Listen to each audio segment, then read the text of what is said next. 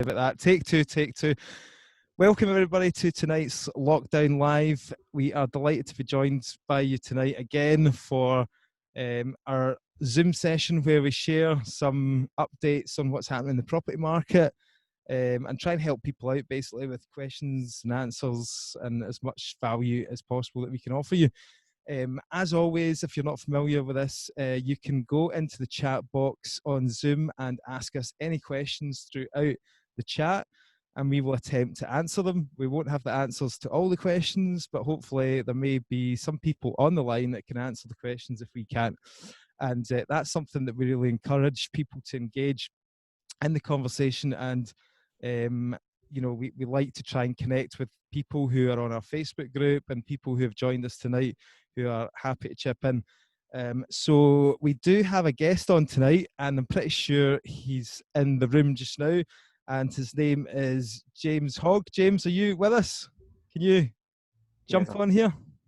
I'll try and unmute him. Now, James is a Glasgow property investor, and he's kindly, we actually asked him to come on tonight because we thought it'd be good to hear from somebody else and how they're doing throughout lockdown.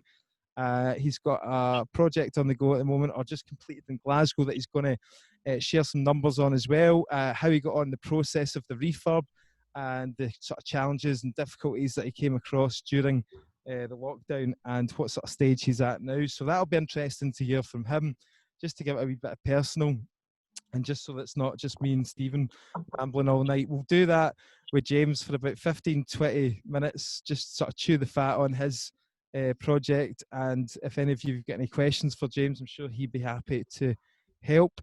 Have you got any updates just before we get James on, Stephen? Anything been happening in your world? Been getting some viewings done up in Aberdeen the last few days. Thursday and Friday last week managed to get some decent viewings in, but still quite difficult. These were ones that were mostly off market. There were a few that were on the market, but I mean all the properties were empty, so yeah, it was quite difficult to try and get viewings in.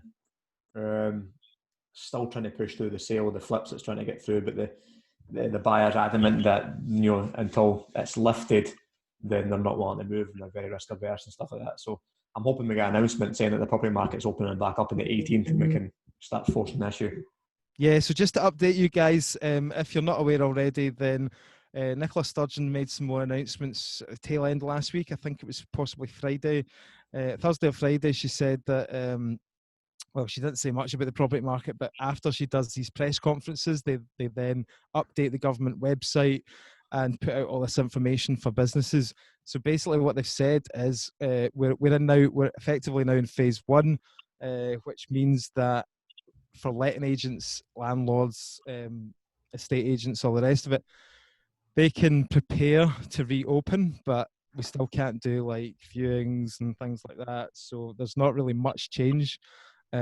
Phase two is when we're expected to really kind of be able to kick in like some proper activity and effectively restart the property market, and that's expected, like Stephen says, on the 18th of June, I think, Stephen?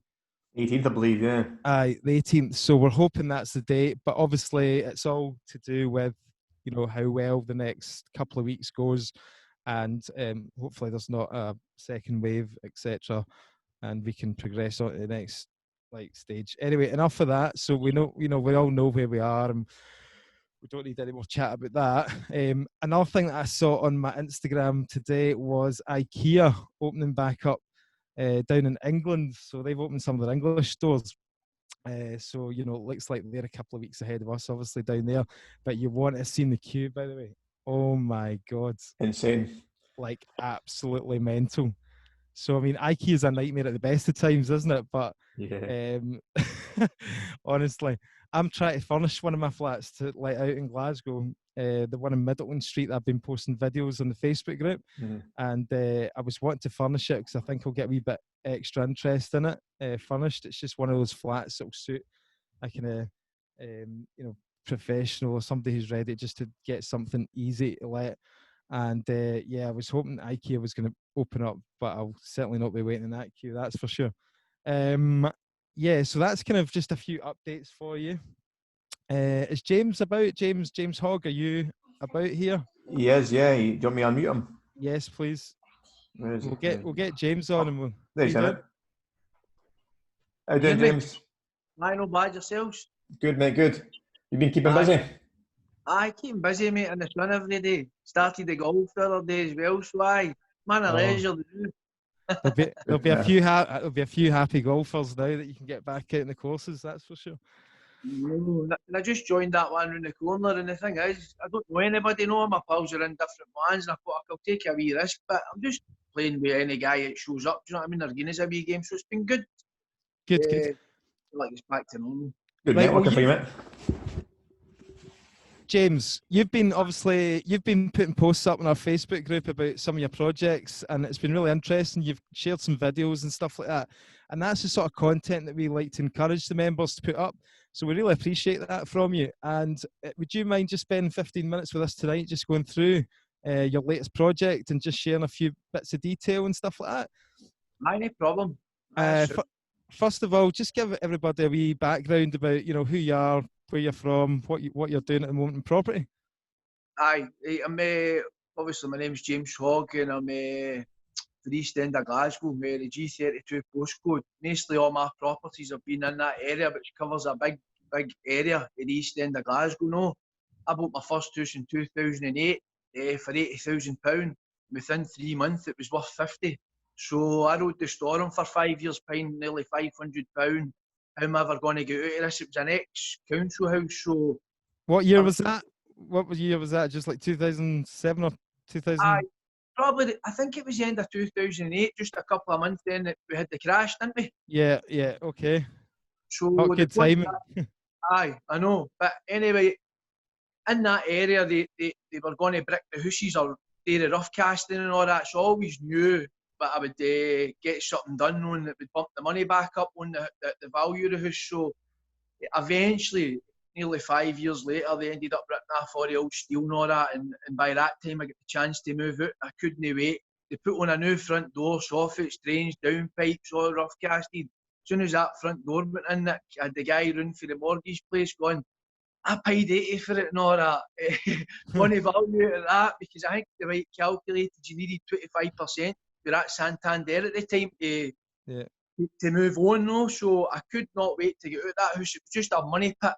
But what happened was, I asked the clerk who works in the area when he was doing all the works, there was one round the corner with a wee bit bigger land, 400 block these were, and he says, if you buy another one, you can get the work done again. So that's what I done. I'm not going to get into detail. It was 60, I offered 50. In the end, I ended up getting it for 45,500 for the same house, but I paid 80,000 for. So, right, okay. So bring us forward then. Obviously the first one didn't really put you off. You're back in it seriously now, aren't you? Did you sit out for a while? I mean, what I done was I worked offshore, and each year I bought a house. I bought it for the 10% or the 15%, and then after 6 months or 9 months for a year, I can't remember the right dates. What I done was I moved out back to my mum's, on my couch everywhere, all that type of stuff, because I was working offshore. And each time I would come home, I would do the property up, and then eventually staying in it till I got like consent to let or whatever it was, and then I would move on to my next one. So I'd done that 3 times, and I had three houses in the one area, 2 upper cottages and a 3-bedroom semi. Then it took me to Mount Vernon, took another wee risk and got one round there for £100. Yeah. Ended up selling it, paid a penalty to come out of that, Nick. It was about £1,700. And see the house I'm in today, this is an old farmer's croft, it's about 160-year-old. Right. I bought that with the cash I made. I doubled my money on the Mount Vernon one. Nice. And this was valued at 90, and the guy he wasn't taking any less than 80. And eventually, long story short, I got it for 72 cash. I was about 8,000 short. One of my family gave us it, and I ripped this out and I rebuilt it. And believe it or not, I've ended up staying here, and I've just bought another. After that, I've probably bought one every 6 months. You've seen the videos and all that. Aye. So when you're saying you're buying one every 6 months, these were up to this point you had been buying and selling, hadn't you, and building up your kind of cash pot and stuff. Aye. So when I eventually got this house and sold the one in Mount Vernon, because I bought that for £100 and I ended up selling it for £140. I put 15 down, so that gave me a big risk to jump out of it. I think I got like 55 out or something. I had a bit of savings. That's where I get the 72 fee to get this, you know. Mhm. Which was good, and I always had that buzz about Hooshies. My pal had them and that, and I just enjoyed it, no. But as I said, this one was a bit of an effort, and then you've seen the photos the last couple of years. It's probably been one every 9 months, 6 months. Big 3-bedroom semi, ripped right out to a bare shell.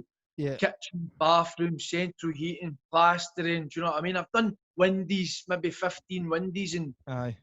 it's I'll been tell a you great. what. I'll tell you what I find interesting about you. Right, you get right in there and get your hands dirty, and you really you love Aye. getting in there, don't you? Like, what would you say? A lot of people will say, you know, oh no, outsource it. You know, I don't like it. You know, I should be concentrating on finding the deals, get the builder in to do that. I've got a mixed view on it. I like to know what's going on, and I'm quite hands on. What's your own view on it? Do you try and do it to try and save cost, or do you just like doing it? Well, I've got a bit of demolition, asbestos removal background. No, I've done that for a few years as well. So my game is ripping a building out in buildings, hospitals, schools, under solums and schools. I've done every kind of building in the last few years. That was years ago doing asbestos. So I actually enjoy that part of it, ripping it all out and getting it back to a shell. Yeah. Do you know what I mean? Yeah. And These recent ones, then, James, are these the ones you've added to your portfolio? Aye. Well, what I done was, as I said, the first 3 I sold them. I got rid of them all because they were already that weird steel, or they were still rough casted and all that, but they were Aye. still that tag to them. So I thought, you know what?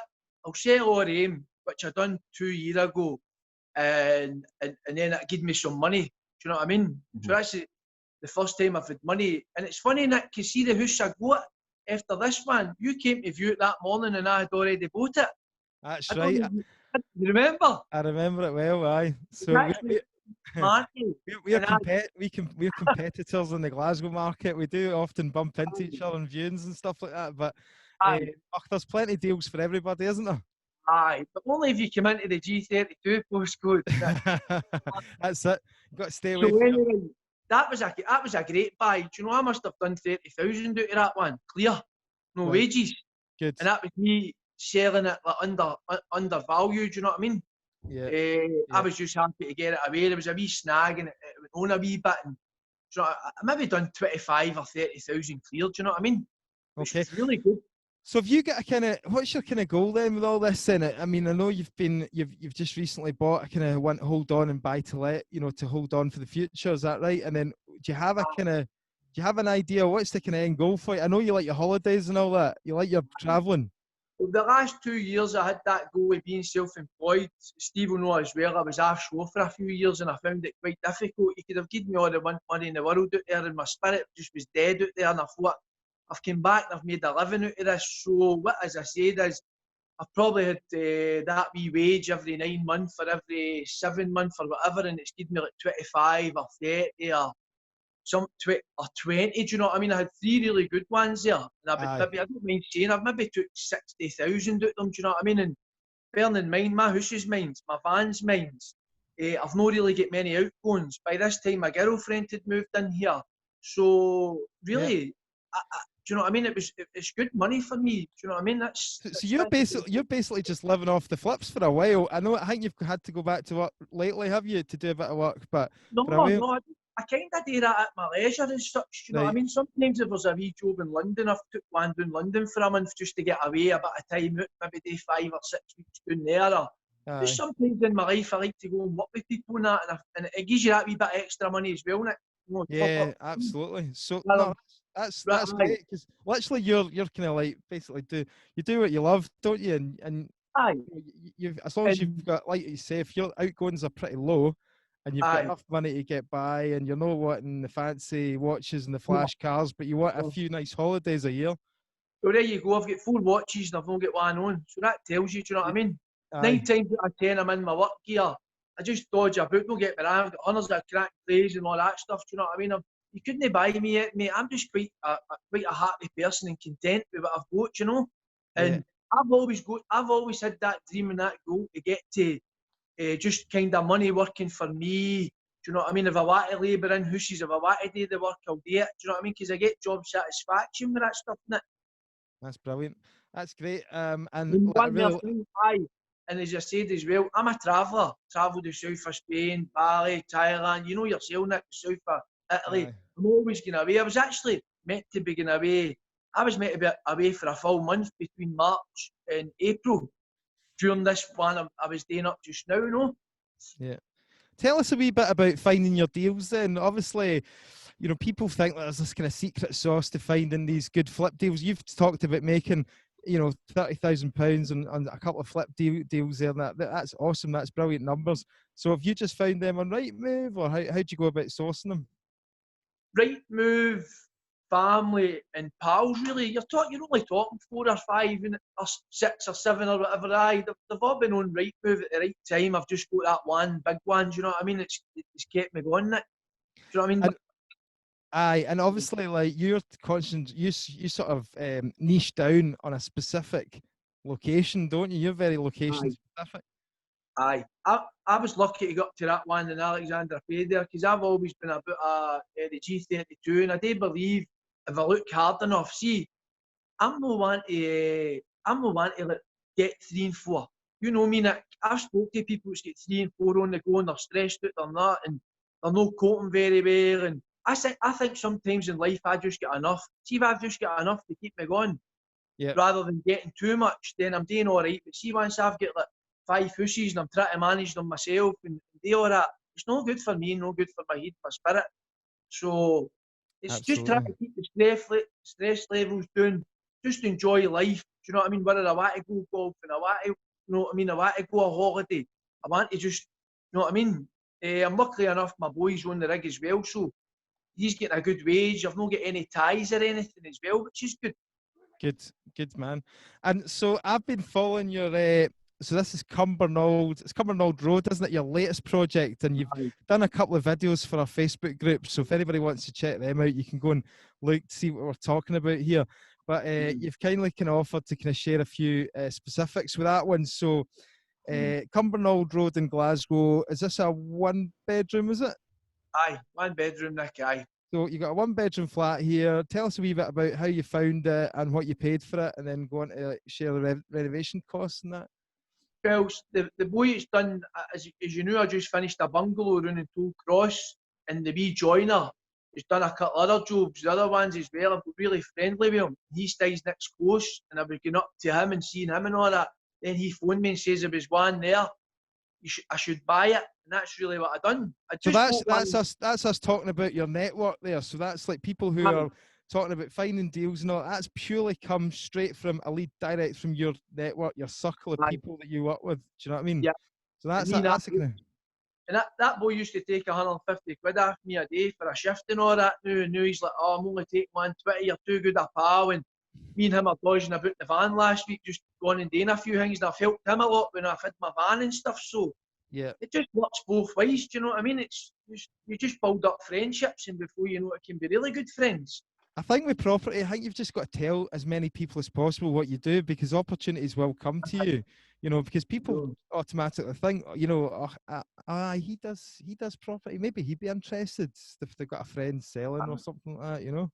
I think for me, like, I would have probably bought maybe 1 or 2 others, but it was that tax. See, the tax they brought in, that kind of killed me as well a wee bit, you know what I mean? And then it never put me off. What do you mean that put you off the buy-to-lets, the Section 24? No. See the 4%, if you're buying a house for $100,000. Right, okay, right, I've got you. The 4%, aye, ADS. You're before you start and all that, and the deals on like the 25s and the 30s, or maybe down to the 15s and the 20s, or even the 10 or something. Like, I bought one in November there, just round the corner, but I knew there was 10 grand in it. It wasn't a lot of work, and I stuck tenants in it. Do you know what I mean? Yeah, absolutely. So you bought that one. What was the price you put? Sorry, what was the price? Did you tell us the price? I paid 60,000 for this, and then the tax, and then the lawyer's fees. So that came to 63,300. Yeah, okay, got you. And you obviously did a full renovation. You put in, like, I mean, you've totally transformed the place. I mean, it wasn't just a minor renovation. I mean, you took down, I think did you make it open plan, kitchen, living room? Aye, I done the kitchen. I done that in the living room in the corner. So I did. Aye, and this is an old tenement style Glasgow flat. So you've got the big bay window, haven't you, and high ceilings? Aye. And so he's done that open plan, kitchen, living room. That's obviously what people are really after at the moment. People love that.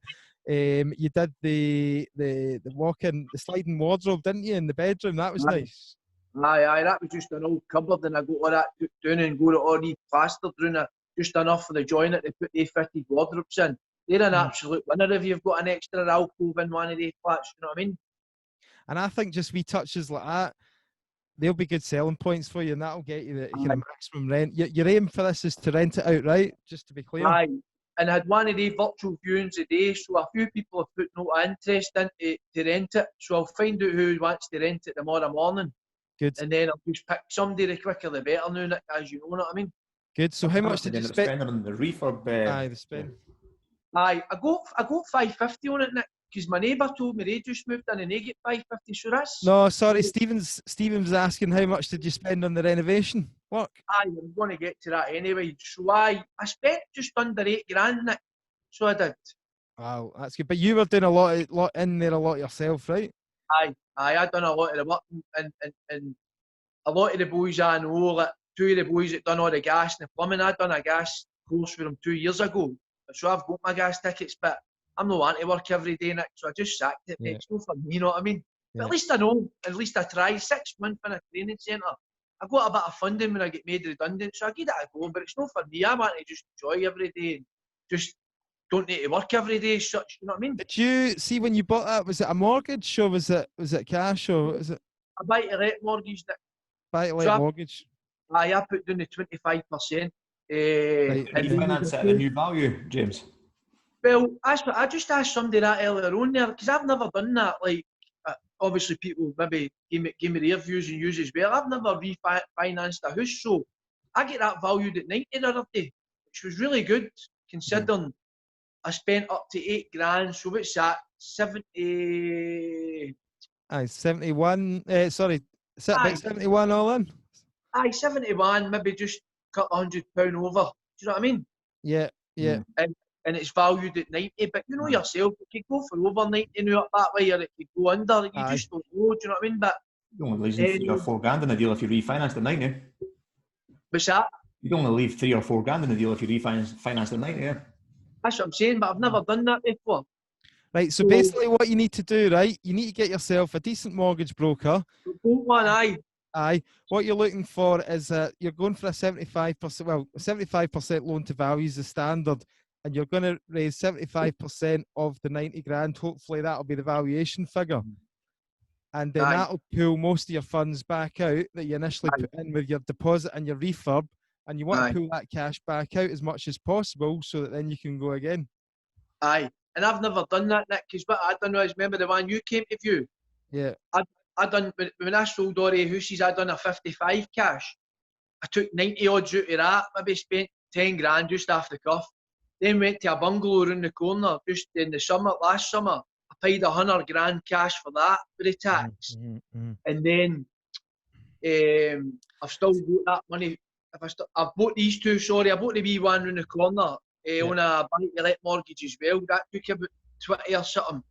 And then I've bought this one, so I've got a good bit of money sitting, and plus I don't mind telling people. And then I've just refinanced my own house because I was going to move somewhere there. That kind of fell through, so this house was bought and paid for, so I've just took 85 out of this as well, Nick. Brilliant. So you're sitting there, like, you know, you got a good bit of equity behind you, a good bit of cash. I was kind of in a similar boat to yourself. I always used to like buying sort of cash because I felt safe, basically. Do you know what I mean? I didn't really like being at the mercy of, you know, banks and mortgage companies and that. But see, since I've started doing podcasts and that with Stephen Clark and talking about this raising finance and making your cash go further and all that, it's been a real eye opener to me. And I think, a bit like myself, we could probably do more with the cash, you know, if we leveraged it a lot more. Do you know what I mean? I know, and it's like a new journey for me. I've never had money in my life. Honestly, I've came for absolutely nothing. And I told you 10 years ago I bought a house. When I bought that house 40 years ago, 10, 12 years ago, I didn't even have enough money for carpets or anything. I just bought that for 80 grand. Oh, I want to buy a house. The next minute, they're telling me it's only worth 50 and I'm still to buy a couch and all that. Do you know what I mean? So no bother. I've come through the hard times to get to the good times. Absolutely. Really good story, actually. Yeah, that was really good, guys. If you've got any questions, put it to James. That'd be really good. If you've got any questions in general for any of us, then please put them in the chat box. We'd love to get the conversation going. And in Cumbernauld Road, I'll give you a wee rundown on what I've done. So obviously, go to the quays. There's no central heating in it. Obviously, ripped the carpets, brought it back to a shell. Ran a heat. What I done was I took the old. See, when you walked in the house, straight in front of you was a toilet, and it only had a wee shower in it, Nick. Yeah. So what I done was I knocked the wall away, and in the living room, the other cupboard, that's where the other part was, and that's where the kitchen was. Mm-hmm. So what I done was brought that. Anybody that's seen the photos, I brought it right through, opened it right up, and what I done was I built a bathroom in it and put a bath and all that in it, shower, wet wall. In the bit where the kitchen used to be, I used that for the wash machine and that, and the boiler, ran the pipes and all that type of stuff. And then obviously all it was plastered, new kitchen built in the corner, ran the pipes through all the flares. Very, very difficult job. Very, very challenging trying to get a new heating system through in a tenement. It was our first time, so a wee accident and the neighbours get flooded because my pal went into the fast bit. See the drain pipes in the houses, Steve? Yeah. They run through the actual house. Mine's wasn't outside. So in that time, January, February, the water was all coming out the hole. It was a drain and we'd burst into it. So I flooded the neighbour, but it got sorted, you know. Yeah, no, that's good. And that was going to be one of my questions. You know, what was your biggest challenges throughout the whole thing? That sounded like one of them. Any other ones? Well, I would say, running the waste pipe for the kitchen in that corner all the way through, because some people do sanitary flows and that. Oh, they're horrible things. They're horrible things. So I was against it, which was lucky. And we ran the waste pipes and all that, because as I said, my pals are good with the plumbing and the heating and all that. So I got all that done for right good prices. Do you know what I mean? But maybe they take $150 a day and they were there. One was like £600 for 4 days and one was like $450 for 3 days and all that. And that's the full heating system in. That's my whole bathroom in. Don't get me wrong, I'm doing a lot of the labouring and doing a lot of the stuff as well, no? Yeah, absolutely. I mean, obviously we hit lockdown through all this as well. Did that hold you back? Because you were still doing a lot of the work yourself, did you manage to get in there? I suppose it was getting materials a problem, was it? Aye, well, I did message you about carpets and all that, but what happened was I could have really pushed that and got it done before all that happened, right? Because I was due to leave the country on the 22nd of March for a week, and then I was only back for 3 days, and I was away to the Philippines for 3.5 weeks, so I was never going to be here. And with a few wee challenges and all that, I was like, no, what, I'll just leave it till I get home. And then obviously my holidays were cancelled, and then the lockdown and all that, but I was lucky enough I had the plaster and all that there, and the biggest majority it was done, do you know? So I kind of just downed tools. 1 or 2 guys came up and fit. One of my family's a plasterer, and he came up and finished that. He didn't mind doing a couple of walls, and then the rest was just painting and all that. And I was doing all that. I'll do all the paint as well, Nick. Do you know what I mean? My wee brother's an apprentice painter for the council, so that's the result. Good. Good, man. No, that sounds brilliant. You've been able to push on anyway just by doing a lot of the work yourself. So that's played into your favour. Do you know what I mean? The last couple of weeks, but I don't know for you, but see that snagging, I had to do a lot as well, because my wee joiner pals, his grandparents died and all that type of stuff. So I left the snagging for about 3 weeks, Nick. I just didn't be bothered getting up. Do you know what I mean? I was like, oh no, because I knew I never had the carpets. But see, when I went up, another 2 days of snagging myself and maybe shouted my wee brother, and it's just about learning and picking up the drill and going and believing in what you can actually do it. Do you know what I mean? It's like I'm in my aunties putting up curtains at 10:30, 11 o'clock last night, and painted all my neighbours' walls and painted his full house and all that. And I wouldn't take anything. Do you know what I mean? It's just in me. If I've got the time, I'll try and do stuff. But the point of that story was, see, 10, 15 years ago, I couldn't put a screw in a wall. Yeah. Me and Stephen have talked about this, and I think we both kind of think that it is quite good to get in and get your hands dirty, and you can learn a heck of a lot, and it also helps you see when you get builders out and tradesmen out to quote, then you know what's involved with the job. Do you know what I mean? Because you've had all the floorboards opened up. You know, over your eyes. Aye, exactly. So say you're getting a heating system put in, right, and it comes back at a quote of $3,000. and you didn't have any experience in seeing like all your floorboards lifted up and see what they have to do to drill through all the joists and put all the pipes in and all that, you might be thinking, what the hell, $3,000? What's all that for? But it gives you a better understanding. Aye, and I would say, see that heating system, that probably was a £2,500 job, and I probably got it done for maybe £1,200 or something. Do you know what I mean? So that's for me doing the graft as well, no? Because I can do bits with the pipes and hanging the rads. Yeah, the roughing. You know, I'll try anything, you know. Good man. Okay, so it's looking positive. You've had your letting agent out, and he's put it on virtual viewings, and you're looking to get the rent roughly. What is it? 500, 550? Did you say? 550 up that end for a 1 bedroom. So I think the mortgage is about £85 and the fees for the coast. See, that's another thing. I know it's me get 2 houses and it's that passing, that Hackett and passing or something with the landlords for the coasts and that. The factors. The factors off. So I'm getting challenged with him. I'm having to give him all sorts of money, and I've not kicked the boss. So I'm not like that. Here, by the way, your factors fees sound like they're probably going to be roughly about the same as the mortgage repayments, by the sounds of things. The other about £70, but I had to give them about 500 to start off, and the same with the one round the corner. But it's just one of them. You've just got to accept it if this is the game you're in. Well, listen, it sounds like a cracking deal. I mean, just roughly off the top of my head here, breaking down the numbers, you know, you're talking about maybe, it sounds like you're going to probably cash flow. When we say cash flow, you're going to profit about what? 250 to 300 maybe a month, roughly?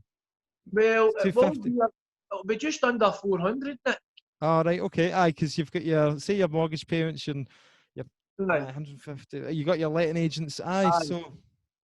And it's the same. I've just done one around the corner. I got a 2-bedroom Wilshire Road for about 65, and it's worth 75, and that's the same. It's the exact same. So it was like doing the exact same again, except for because that was 550. That's the same factor and all that. So that gave me the experience for that one to do this one, no?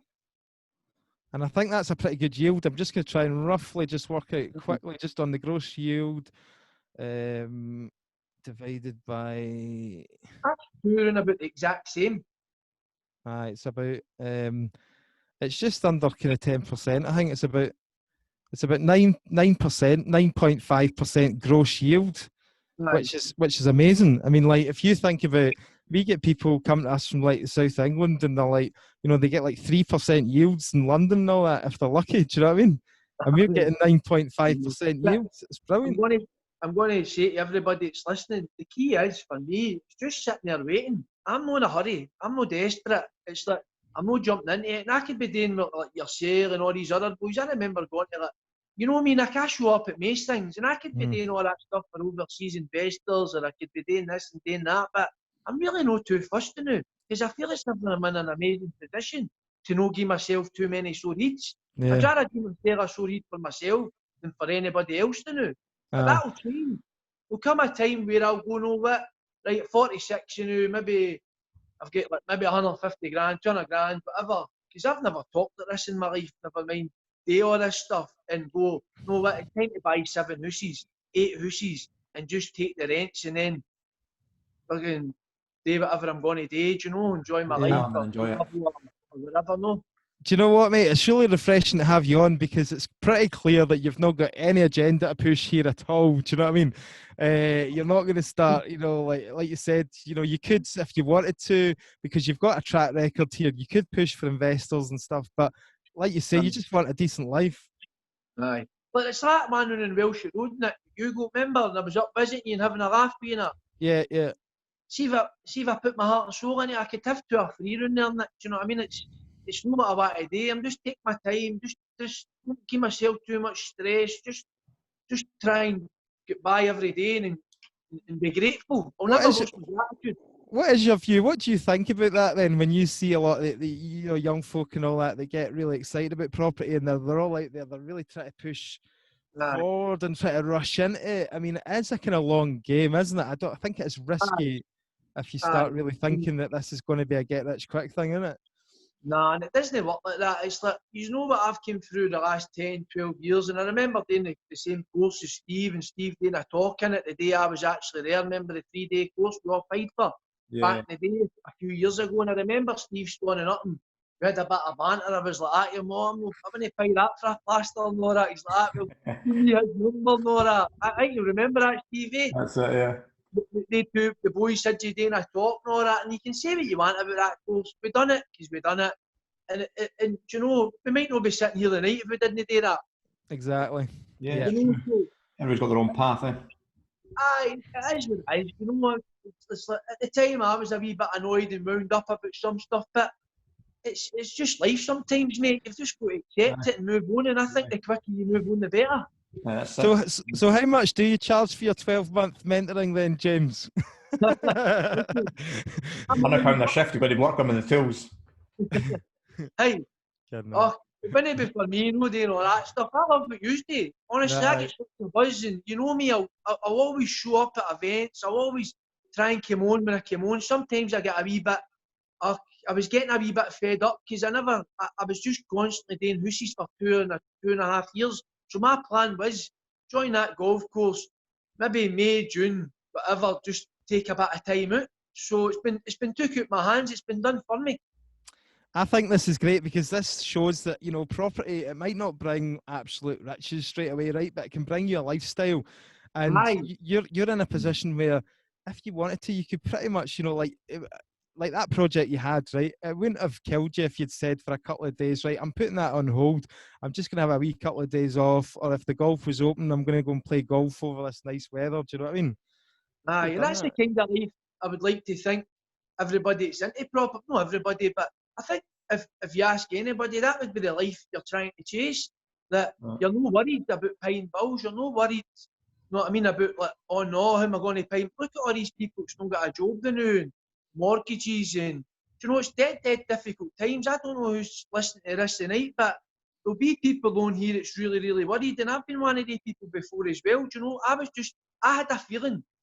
And I thought, you know what, the property's creeping up and creeping up and creeping up in Glasgow. I thought it was kind of going to crash, and I thought, sell what you've got and just ride the storm what I'm doing, and take the wee pockets and buy that and don't rush in, because I was getting worried, because the houses I sold in that area, they were never ever, they're still at the same value. They're never going to go any higher. Yeah. There's only way they're going to go news go down. Yeah, no, absolutely. So that kind of brings us on to kind of like, you know, the questions and that. There's a few people that have chipped in. You said, I don't know who's watching, but we've actually got 37 people on. Partly our fault. We usually get a bit more on this, but we've been a bit, because of the good weather, we've not been doing the promotion as No much. promotion today, sorry, mate. So I'll get on that podcast one time and tell them the whole story. Aye, you good, will. mate. That'd be good. Be good. That'd be a proper thing. This is just a taster. This is a wee taster, and we've got a few questions come in here. So I think just finish with this. See, anytime I'm ever doing anything, like, I always love if anybody wants to come up. I would like see through all this, people coming and just seeing my projects and seeing things, and I always encourage people to, you know what I mean. And I'm another person that see all these people for the property places. They all add me onto Facebook, and I like Facebook for my family and my friends and all that.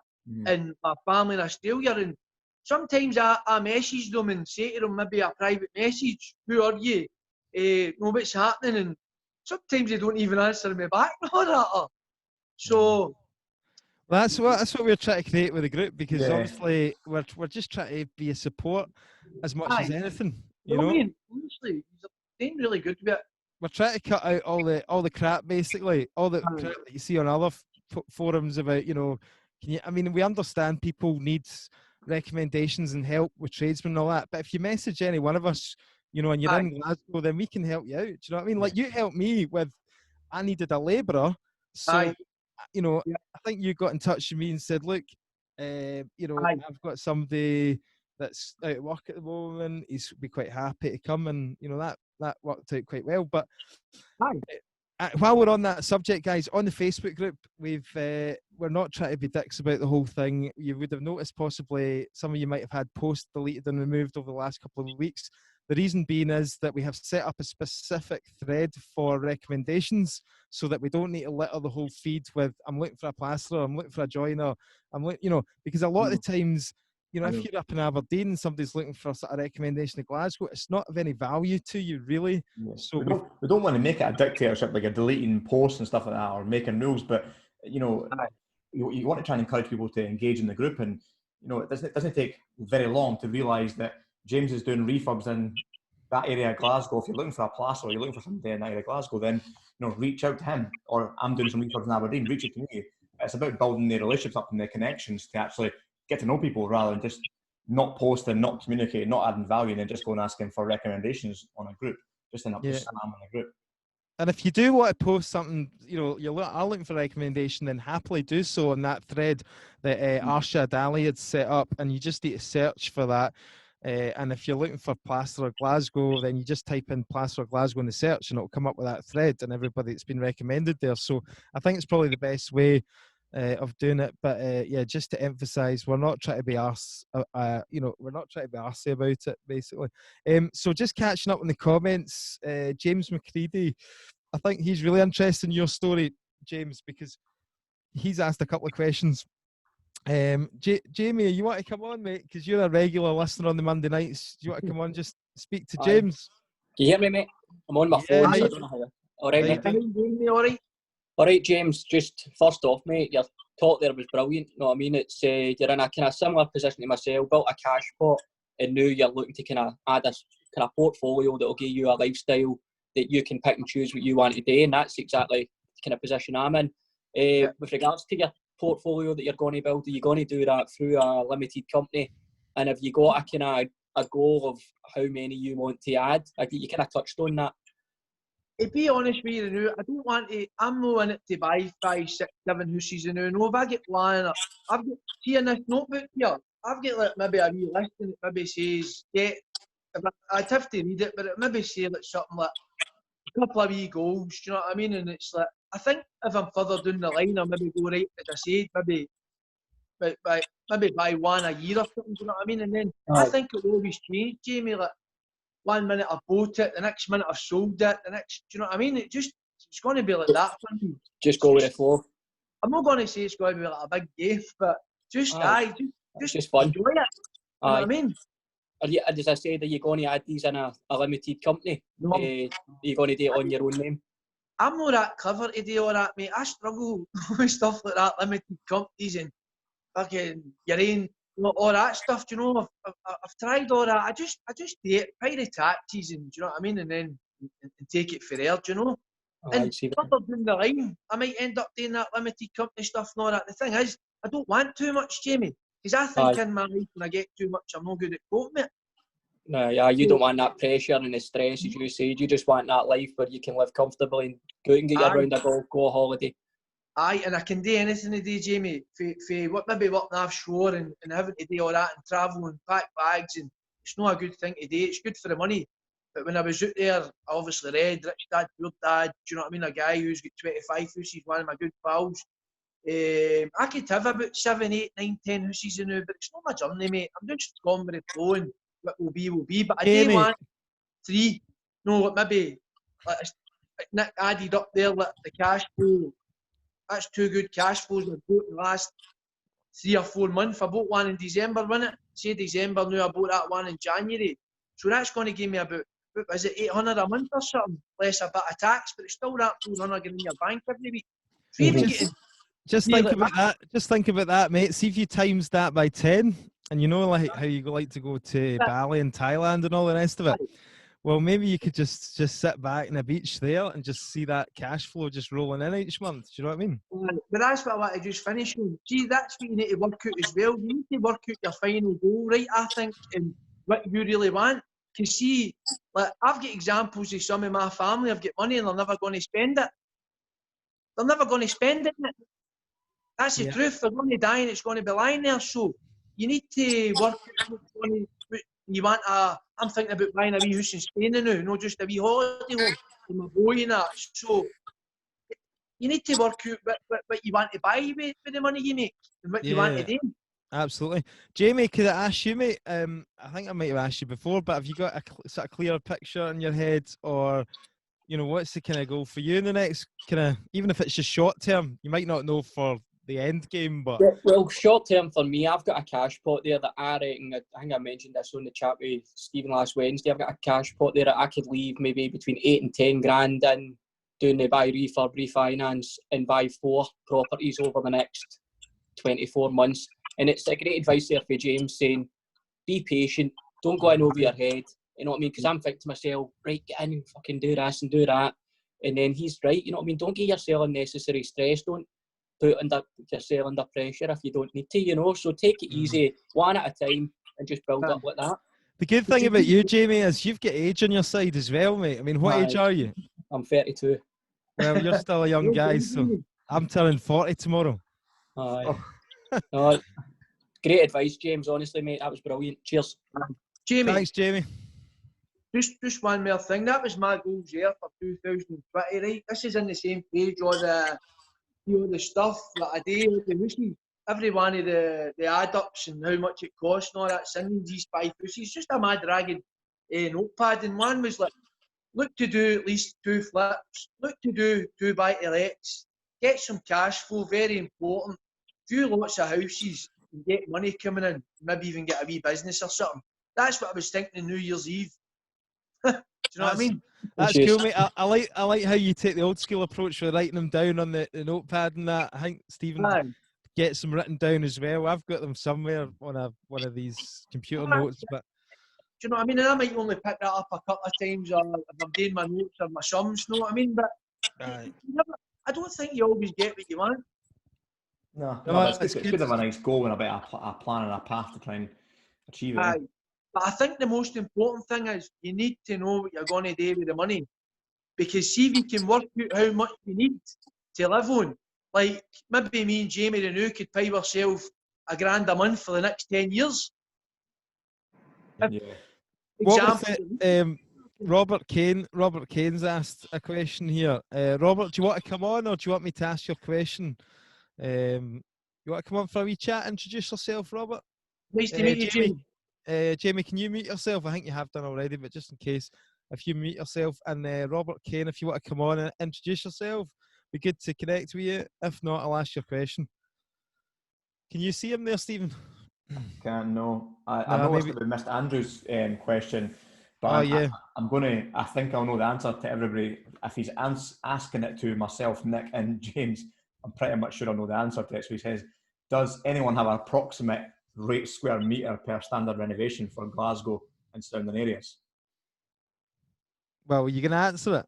I'm pretty sure. I know what your answers are going to be. But go for it. You guys are the Glasgow area, so you guys go for it. Well, I mean, it's like approximate rates per square metre. That's not really how I work. The way that I work is I detail what needs done. So if it's I go in and I say, right, need new windows. How many windows do I need? And then if it needs 5 windows, then I say, right, maybe £350 a window. Yeah. If it needs new gas central heating, I've got a rough figure in my head depending on the size of property. And that kind of comes with experience. Yeah, it's a weird one because if it was a new build development, yes, you can have a square meterage rate when you build out on or whatever. But with a renovation, it could come down to, does it need gas and heating? Does it need windows? Does it need the big things, the roof things? And then obviously your basic renovation at the top of that, kitchens, bathrooms, plastering, decorating throughout, flooring. So yeah, it's quite a bit of a black hat, isn't it? It's not just a kind of straight standard square meterage rate. I think that's fine for new build, isn't it? Yeah. You do the kind of square meter calculations on the new build when you're building houses and that. I've tried to. I tried to do this a few years back because I had a lot of 3-bed ex-council houses and they were all the exact same size, 100, 105 square metres. So I tried to work out, right, what was the total spend on this divided by the square metres, see if I can come up with a rate, and they were totally different because one of them did need windows, one of them needed a central heating system, one of them they found some rotten timber, joists need to be replaced. So, it's every single one becomes different. Aye, the same for me. Like just that last one, I can walk in and go straight away. The windies don't need that, don't need that, don't need that. And I knew I was spending $8,000 or just under or just over. And I'm being honest, you know what I mean? I'm quite good at it now. Sometimes you come up about a few problems and all that. But I was just wanting to say one thing there just before I forget. I think it's important. The bungalow I done, the 3-bedroom bungalow I done, and a bit of a loft, the guy was a hodder, every room was full. I done a kitchen, I done a cracking job, but anyway, right? And I bought it for $100 and I sold it for $137. I get $7,000 over the home report in November there. And what happened was, see the plasterer I used, see the people that bought it, they came in and ripped the old bathroom out, Steve, right? The new bathroom. They destroyed the up the loft. I just tatted the loft up and all that. They had like ripped tonners of the house out, all the new carpets and all that. So it's just bizarre that my mate passes it like a few days after I've sold it and they've ripped all that out and it's lying in the garden. No, I thought I would share that just to put What that did you want to keep the bathroom and they ripped it out? No, I'd sold the house, but they wanted, they're just changing the house to the way they like it. But I've spent, Oh, this was the buyers, right? Sorry, That's the boys flip, yeah. Right, okay, the buyers. Right, okay. That's mental, isn't it? Aye. all that work that I put in it. Aye. Like, So I've had that. You could have come back along 2 months ago and you could have bought it in that position. So that's how you go, is it worth putting carpets down? It gets you more money. But what I learnt out of that is, see if somebody wants a house, they're going to buy it no matter what, because it, do you know what I mean? Maybe one person wanted to pay 1,000 over the home report. They've just jumped in with 7,000 over. And I couldn't have been any more happier. Just shows you, innit? I wanted to put that out there because that's what happens as well in the property game. It's unbelievable. That's interesting. We've got somebody here, Yemi, has asked, I'm interested to hear your views. Oh, actually, Yemi, you want to come on and introduce yourself? Say hello. If you can unmute yourself, Yemi, if you want to come on, or else I'll just ask the question. I can't see him on it anymore. Give you 5 seconds. 5, 4, 3, 2, 1.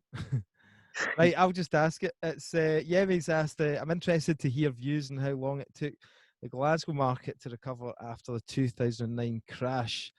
Oh, well, it was a real bad one, and I think in certain locations it's probably just recovered, probably in the last, just before this lockdown. I mean, if we split it up into like really popular areas like the West End of Glasgow and all that, they did bounce back a lot quicker and did recover quicker. But, the likes of people were really kind of overpaying for properties, even in areas like Drumchapel, Easterhouse, these kind of rougher schemes and that, and they never really came back, did they, James? No, and it's, as I said, see, like 2-3 years ago in the East End of Glasgow, Greenfield, Springboy, or these area, maybe some people's not even heard of like Greenfield and all these type of places. Like 2 or 3 years ago, the houses have just jumped 20 and 30,000 pounds and all that. Some of them. Yeah. It was just a kind of boom in the East End of Glasgow the last 2 or 3 years, where it just went right up to the, you're selling it. Now they're just where I don't think they'll go any higher.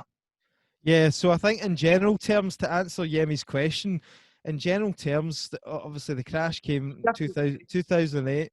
Obviously it took a while. It was a kind of delayed reaction. If you look back in the price data, things were still selling quite high even in 2009 in some places.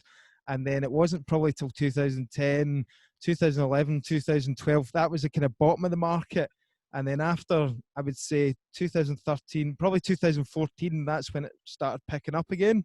And from 2014, we've seen quite steady growth right up until obviously pre-lockdown. And then who knows what's going to happen now.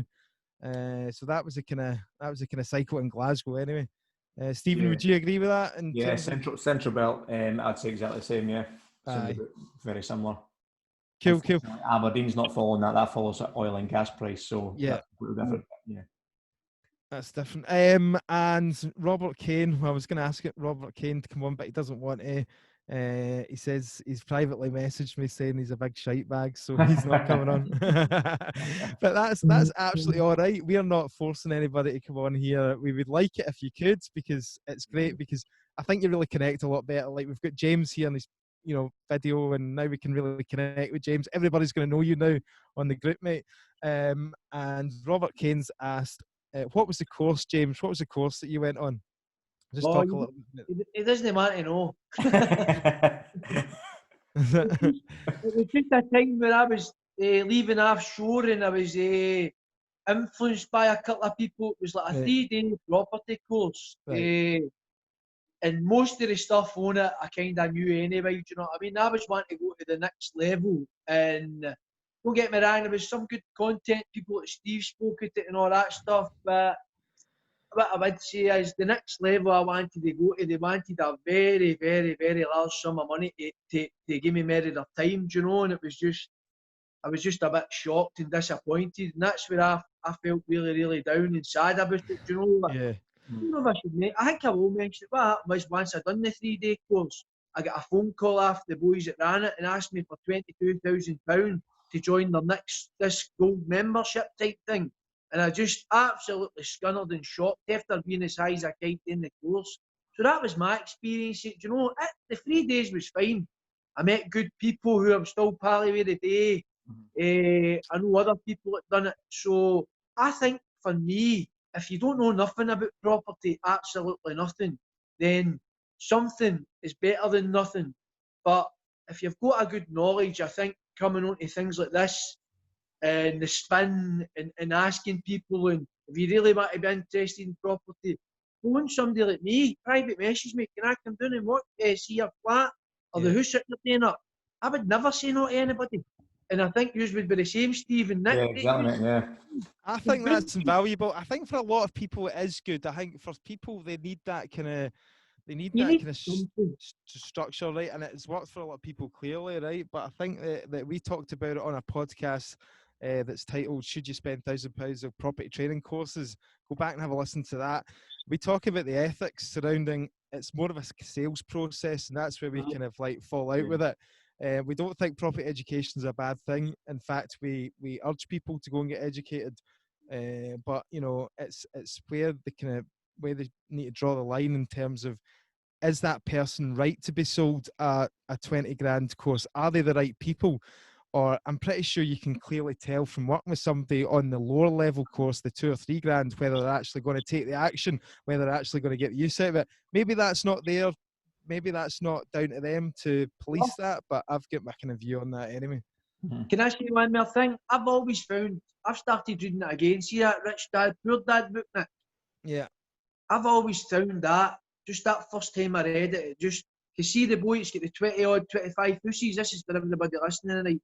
He was trying to explain to me in Starbucks in the town when I met him, you know, about like how he got all these properties and what he done and all that, do you know what I mean? And that wouldn't register with me some things, and he's like, read that book, because he's asking me in the cafe, you know what I mean?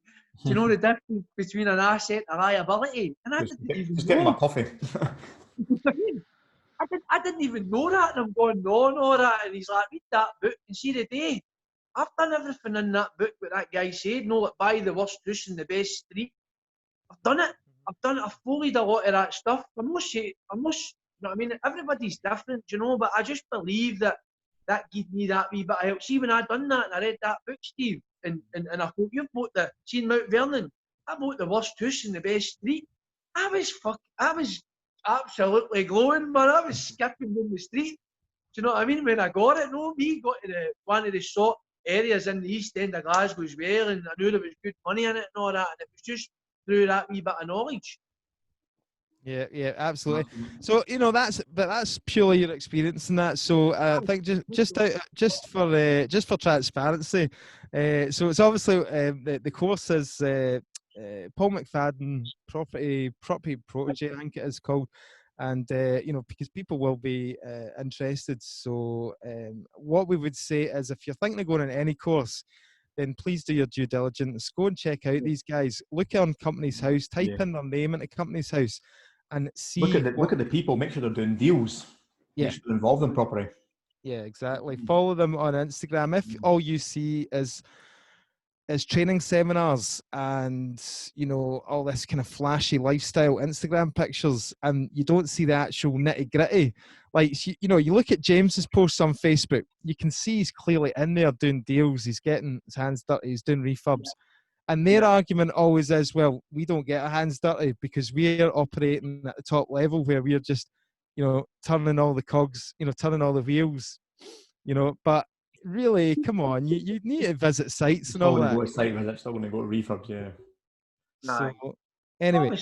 So it's a bit of a lie, but hey, that's it. So everyone's got a different opinion on that. So that's absolutely fine. We would certainly not slag any courses off. Not publicly, anyway. Right. Another question from Andrew. Andrew, do you want to come on and ask your question? We can see him this week. And have you got your light bulb? Oh, he's got his light bulb working. No, I haven't actually got the light fixed. I've just got an lamp in. Good man. That's good to see you. How's things out there? Yeah, it's starting to get really hot here. Really hot. Where are you based again? Dubai? 21 degrees today. Yeah, I'm in Dubai. Right, that's right. Okay. So what's happening? What have you got for us tonight? No, the question was around, is there many people in the community actually looking at blocks of flats or conversions of buildings into apartments rather than buying individual units? Yeah, definitely. Yeah, portfolios is my main strategies for picking up stuff in the buy-let portfolio. You can avoid additional dwelling supplement by buying 6 or more as well, and it's easier to negotiate a bigger discount on multiple purchases as well. Yeah, so yeah, I am myself. Yeah, Stephen, I mean, and my leading question earlier on about the rate per square metre, I come from a mentality that that's what I equate everything to, frankly. Yep. Because I was 25 years in construction, and when we're looking at buildings, everything was rate per square metre. So that's when and the last renovation I did was in the south of France, and they were talking between 1,000 and 1,400 euros a square metre. Because generally you could tell the type of building you were looking at, whether you were having to, do flooring, windows, walls, kitchens, bathrooms. So I think I completely understand what you're it's saying. very loose. Yeah. I do admit it's very loose, but I've looked into that before with QSs when you took on different development projects, and I kind of found out quite quickly when you get a QS to look at create some drawings, look at some drawings on a project, a flip, every single one they'll come back and they'll say it's going to be 12 quid a square metre. You make no money, you lose money on every single flip you do. But like James is saying there, he's turned over 30 grand profit on his flip. If he'd put a QS into the price per square metre on it and what a building contractor would be to come out, it'd blow the project out of the water. You wouldn't make any money at all. So I know a few people that use kind of main contractors and building teams to do it, but I think a lot of the guys that will do flips or renovations will probably project manage their own individual trades because they're quite experienced and can get the cost down to where it needs to be for the numbers to stack up. Stephen, see on the blocks, buying blocks and sort of portfolios and stuff like that. Where, like, obviously you don't really see that many on Rightmove, do you? So what have you got to do? Just start like phoning around a bit more and a bit more networking in that. Yeah, mostly through your network. Yeah, but you'll find that one will be for sale. So that's why I never discount buying individual units and add them to the portfolio as well, because you'll end up finding a landlord by viewing one property, and you speak to the landlord, ask the right questions, and you'll say, oh, he's actually got 4 in this block or 6 down the road or whatever, and he's looking to sell the whole lot. So you can always find these answers by asking the right questions. Yeah. I think letting agents as well probably would be quite good to speak to in terms of portfolios, especially for up in Aberdeen's been through letting agents actually. Older tired landlords, especially with the whole Section 24 and that really taking full effect this year. There might well be portfolios and stuff getting sold up, and who knows with the kind of current economical situation as well. Maybe higher tenant arrears, rent arrears and stuff like that. Some people might just throw the towel in. There might well be portfolios coming on the market. You mentioned an interesting point before about, you believe that at this stage now that you've got a bit of experience, that, why would you go and do, you think it's pretty much the same amount of work really in terms of building up single units to... Yeah, not that I'll turn my nose up at buying individual ones and I will add them to my portfolio if they're decent enough deals, but having bought a portfolio as well in the past, now you look at it and you go, there isn't much more work involved in buying 4 or 6 or whatever in the one transaction that is in buying one. Mm-hmm. You still have to do your due diligence on the properties you're buying, and obviously it's going through in the one transaction. So yeah, there isn't that much more work in it. So I think you can build a portfolio certainly quicker buying in bulk. But then again, it's probably down to experience. You want to try and cut your teeth and try and buy individuals to start to grow a bit of a portfolio first to understand the numbers and make sure you're not making any mistakes.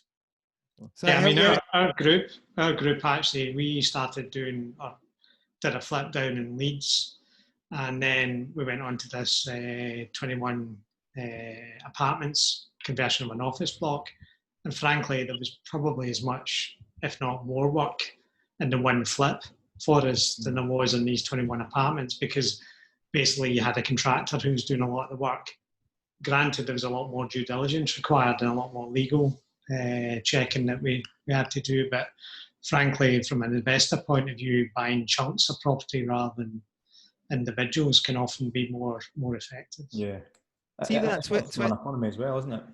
See that 21 apartments? That sounds like quite a big project, man. Is that kind of something you've gone into partnership with somebody doing that? How's that kind of working? Yeah, so that's a joint venture. We've got an SPV in the UK. There's a group of investors offshore that invest with us. Right. We buy up 50% of the SPV. The UK developer has the other 50% of the SPV. We bought the office building, and through there, because they have easier ability to get development finance than we had, so all development finance was done through them. Okay. And then basically, yeah, we've got one of the investors in the UK owns a construction company, so it made sense to route a lot of the work through them. So, what sort of stage is that at the moment? It was going really, really well until the lockdown. Yeah. We were looking to finish probably end of June. We've got quite a few of the apartments are pretty much finished. What's lacking at the moment is the common areas, because obviously in an apartment block you can't hand over that many units without the common areas. Did you try and sell them like off plan, or prior to building them, or how does that work for selling them on? Yeah, so we even spent money in CGIs, so that's like visuals of what the apartments looked like when they were finished.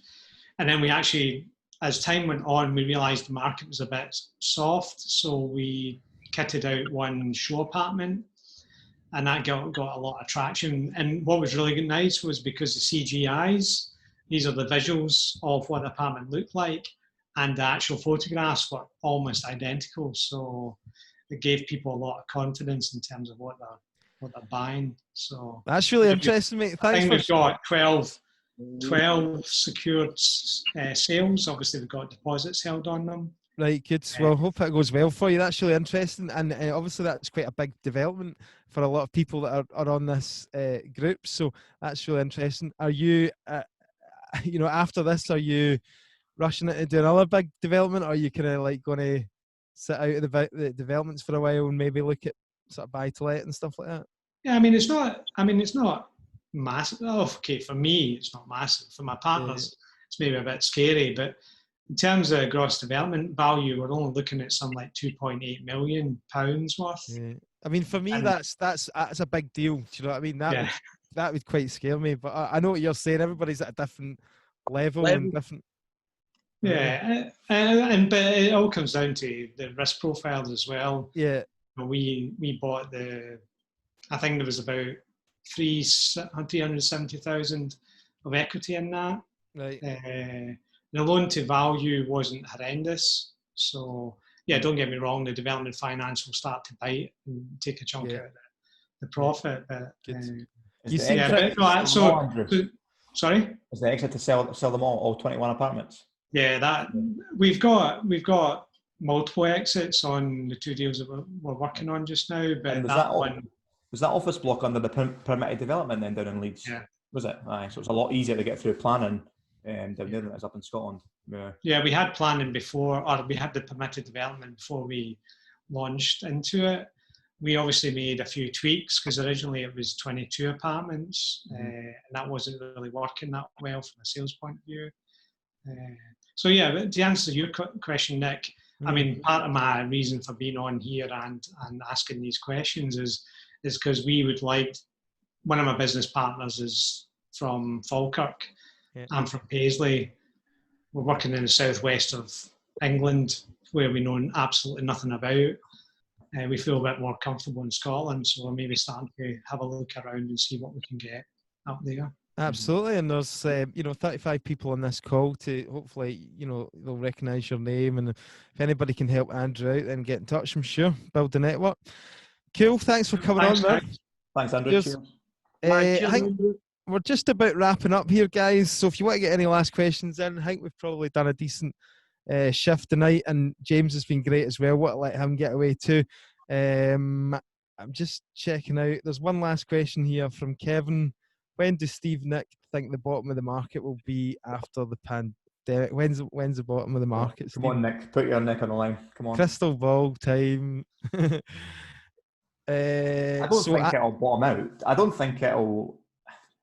I think that the floodgates will open once we are allowed back to normality, and I don't think any change will happen in the market. I think possibly maybe 6 months to a year after that, there might be a little bit of a dip from the effects of the job losses and people made redundant. That's my thought on it, but I don't think it'll be major.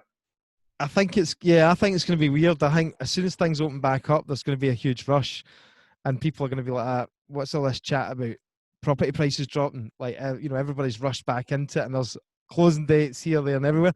I think what happened is the true economical effect will kick in of the coronavirus, and it will take a wee while to filter through to businesses. And the furlough scheme will stop in October. And then businesses will be like, oh shit, we can't afford to pay our staff and we don't have any cash flow coming in. And there's going to be high rates of unemployment. And then there's going to be a decreased activity in people buying properties.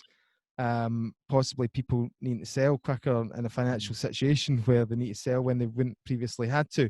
So there'll be a supply and demand thing there. And then tail end of this year, I think you're going to start finding property prices dropping. So, Q4, and then I don't think it will have a huge lasting effect. I think it will then hopefully start coming back again, maybe middle of next year. That's my prediction. But again, I'm just going by what I hear on other podcasts and, listening to, reading news articles and all that. I'm not an economist. I don't really know what's going to happen, but it's good fun just putting your prediction out there. I don't care if it's wrong. The reason I'm asking is because obviously I'm looking to now get another property for my buy-to-let.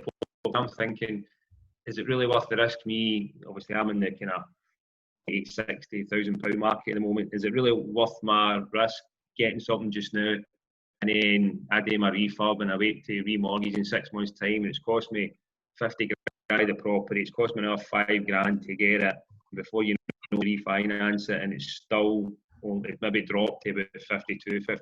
I mean, that 6 month window. You know what I mean? It's my time going and looking at properties now and putting offers in. Am I better off just waiting 6 and then start to put offers in? That's the kind of gamble I'm kind of. Is that a gamble I should be taking? You know? I totally understand where you are with it, Kevin. Sorry, and.